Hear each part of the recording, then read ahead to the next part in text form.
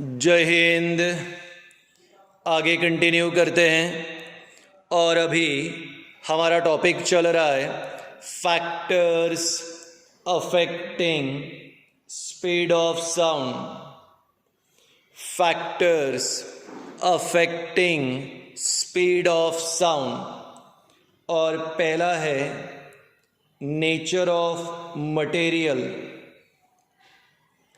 Nature of material, speed of sound material पे depend होती हैं।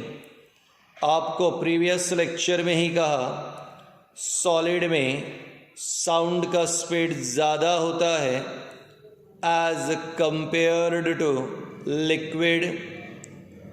लिक्विड में स्पीड ऑफ साउंड ज़्यादा होता है as compared to gas. So nature of material में solid, liquid, gas. Previous lecture में ही कहा सॉलिड में पार्टिकल्स कॉम्पैक्टली अरेंज होते हैं, इसलिए एनर्जी ट्रांसफ़र फास्ट होगा और सॉलिड में स्पीड ज़्यादा। लिक्विड में पार्टिकल्स मॉडरेटली अरेंज होते हैं, इसलिए यहाँ स्पीड सॉलिड से कम। गैसेस में पार्टिकल बहुत ही ज़्यादा लूजली अरेंज होते हैं, बहुत दूर होते हैं, इसलिए गैसेस में स्पीड सबसे कम। तो हमेशा याद रखिए जब भी साउंड के स्पीड की बात आएगी तो सॉलिड में हाईएस्ट स्पीड रहेगा, ठीक है, और गैस में सबसे कम। दूसरा इंपॉर्टेंट फैक्टर आता है temperature.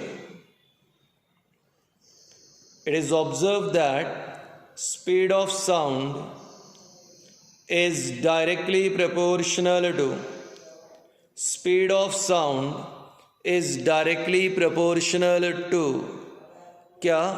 Temperature. Speed of sound is directly proportional to temperature. ऐसा माना जाता है by 1 degree Celsius, by 1 degree Celsius speed of sound increases by 0.6 metre पर सेकेंड। तो अब ये कंफर्म हो गया कि जैसे जैसे टेम्परेचर बढ़ेगा वैसे वैसे स्पीड ऑफ साउंड भी बढ़ेगा। As the temperature increases speed of sound also increases. 1 degree Celsius by 1 degree Celsius speed of sound increases by 0.6 metre पर सेकेंड। इमेजिन करो 20 डिग्री सेल्सियस टेम्परेचर है और स्पीड है 344 मीटर पर सेकेंड, ठीक है। और अगर 20 से 30 डिग्री सेल्सियस हो गया तो टेम्परेचर होगा 350, सॉरी टेम्परेचर नहीं, स्पीड होगा 350 मीटर पर सेकेंड। 1 डिग्री सेल्सियस से 0.6 बढ़ेगा तो उस प्रकार से 30 पे आ गया 350 मीटर पर second.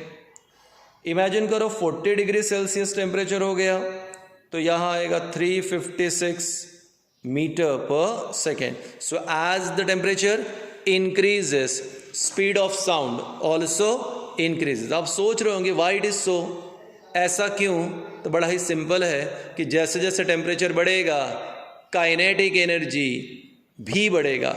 As the temperature increases, kinetic energy of particle also increases. इसलिए टेम्परेचर भी, इसलिए स्पीड भी इंक्रीज होगा। तीसरे नंबर पे आता है ह्यूमिडिटी। आई होप आपको पता है amount of moisture present in air. Amount of moisture present in air is called humidity. तो हवा में जितना मॉइस्चर प्रेजेंट है, एयर में जितना मॉइस्चर प्रेजेंट है उसे ह्यूमिडिटी कहते हैं। So amount of moisture present in air humidity. अब मैं लिख रहा हूँ, ध्यान से देखो, speed of sound directly proportional to humidity. Speed of sound is directly proportional to humidity, यानी जैसे जैसे ह्यूमिडिटी बढ़ेगी स्पीड ऑफ साउंड वो भी बढ़ेगा। वाई सर, अगर एटमॉस्फेयर में पानी बढ़ेगा मतलब पानी की क्वांटिटी बढ़ेगी, और आपने तो पहले ही कहा पानी में स्पीड ज़्यादा होती है। सो ह्यूमिडिटी बढ़ेगा, स्पीड ऑफ साउंड बढ़ेगा, टेम्परेचर बढ़ेगा, स्पीड ऑफ साउंड बढ़ेगा, and speed also depends on nature of material. Solid में सबसे ज़्यादा और सबसे कम गैसेस में। आइए अगले टॉपिक पे आते हैं। नेक्स्ट बड़ा सिंपल टॉपिक है, 8th स्टैंडर्ड में भी था, अ रिफ्लेक्शन ऑफ साउंड। आपको पता है बहुत इजी है, अ रिफ्लेक्शन ऑफ साउंड।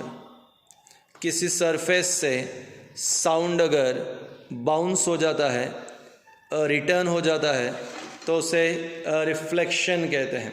चलिए देखते हैं, मैं आपके लिए डायग्राम निकाल रहा हूँ। Now here we are having a surface, ये हो गया सरफेस। यहाँ पर सरफेस को एक डॉटेड लाइन निकाल रहा हूँ परपेंडिकुलर। आपको ऑलरेडी पता है सरफेस को जो डॉटेड लाइन होती है परपेंडिकुलर उसे नॉर्मल कहते हैं, ये भी बराबर। एक लाइट रे अब इस पे सॉरी एक साउंड वेव इस पे स्ट्राइक करता हूं, ये हो गया साउंड वेव, स्ट्राइक किया। ऐसा साउंड वेव जो सरफेस पे स्ट्राइक करता है उसे कहते हैं इंसिडेंट साउंड वेव। तो ये हो गया बेटा तुम्हारे लिए incident sound wave. The sound wave which strikes on surface, incident sound wave. The dotted line perpendicular to surface, normal. और अब यहाँ पर एक लाइट रे, फिर से सॉरी मैंने लाइट रे बोला क्योंकि लाइट चैप्टर बार बार दिमाग में आता है। एक साउंड वेव यहां से वापस चला गया, इंसिडेंट साउंड वेव वो स्ट्राइक किया और सरफेस पे स्ट्राइक करने के बाद वहां से वापस चला गया। जो साउंड वेव वापस गया उसे कहते हैं a reflected sound wave, a reflected sound wave. So the sound wave which strikes on surface, incident sound wave. The sound wave which goes back, a reflected sound wave. And the dotted line perpendicular, normal. अब मेरा काम है आपको बताना a reflection of sound. तो reflection of sound में बड़ा simple, sending back और bouncing of sound wave.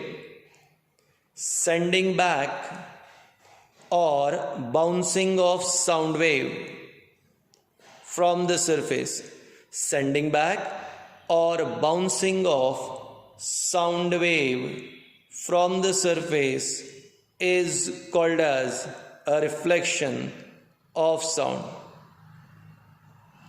Sending back आया था वापस भेज दिया, sending back और bouncing of sound wave कहाँ से, from the surface is called as a reflection of sound.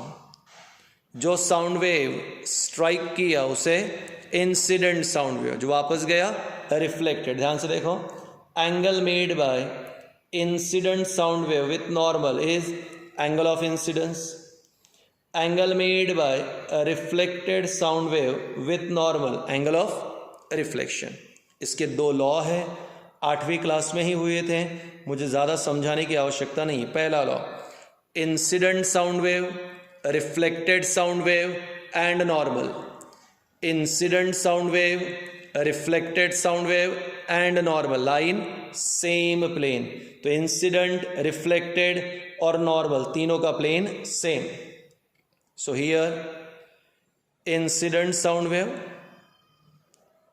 a reflected sound wave and normal lie in same plane. Second law, angle of incidence is always equals to angle of reflection. Angle of incidence is always equals to angle of reflection. तो बेटा याद रखें, ठीक है, sending back और bouncing off sound wave, sending back और bouncing off sound wave is reflection of sound. पहला law, incident sound wave, reflected sound wave, normal line, same plane, तीनों का plane same. Angle of incidence is equals to angle of reflection. अगर angle of incidence 30 है तो reflection भी 30, incidence 50 है तो reflection भी 50. तो याद रखिएगा. Thank you.